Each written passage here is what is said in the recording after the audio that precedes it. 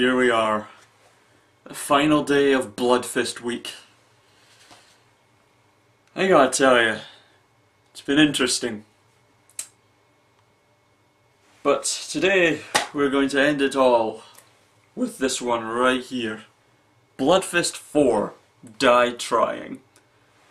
And I still laugh my fucking ass off at the fact that, look at this box cover, right? First it says Bloodfist, right, at the top. And then down here it says Bloodfist 4, Die Trying. Unless you knew this, you would be fooled into thinking that this was a double pack with Bloodfist and Bloodfist 4. So picking up all these fucking movies, you would naturally assume that you're picking up the first movie at least twice over. Look, here's the first movie, right?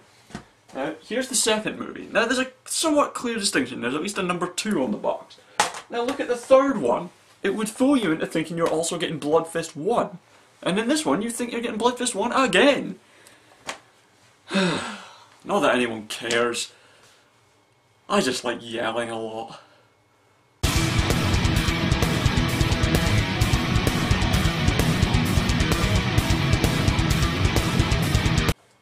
Well, guys, we've made it. We're on the final day of Bloodfist week with Bloodfist 4, Die Trying. And I'll be honest, out of all the covers, that's probably the most badass looking. Obviously not counting this bit here, which is just stupid. But this bit is pretty badass. So, what can I say about this film? It is so fucking generic, it is quite fun. It's 80s action exploitation, but done in the 90s, the early 90s, and it has that cheesy, made-for-TV thriller kind of feel to it. And I'll be quite honest with you, you know what I was doing while I was watching this movie? I was counting change. I was just getting change just sort of put into bags to take to the bank and shit. And I was just watching the film and I was just like, yeah. The thing is that all it is just...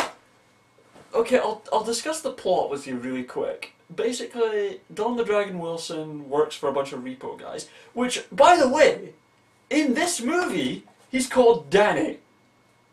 His name's fucking Jake! Once again, nothing to do with any of the other Bloodfist movies.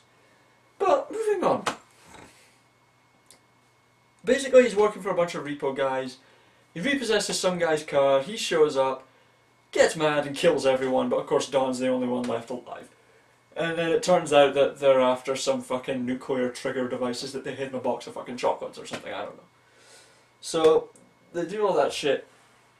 And then the guy kidnaps Don the Dragon Wilson's daughter, and then for a little while the police think that Don the Dragon Wilson is the one who killed all those people, and so on and so forth. It's just exactly what you fucking think it is.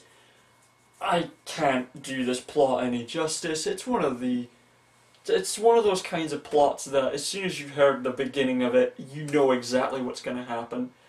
It's pretty fucking predictable what's going to happen. You know who's going to get with who and all that. But, you know, at least the plot was consistent, and at least I could follow it.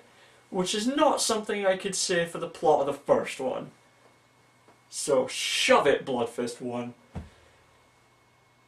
The fight scenes in this movie, they're okay, they're enjoyable. They're a bit sloppy at times, but overall, they're enjoyable. There's definitely a scene of improvement. The music is pretty awesome, you know, it's kind of cool 80s, early 90s kind of soundtrack. At certain points it reminds me of Beverly Hills Cop, which is not a bad thing.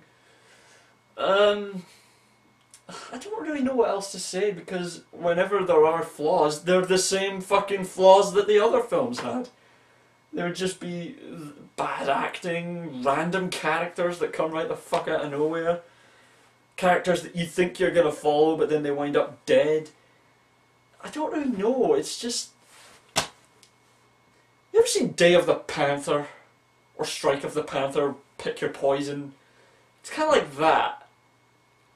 But with Don the Dragon Wilson instead of Jason Blade. I don't know, I kind of like it.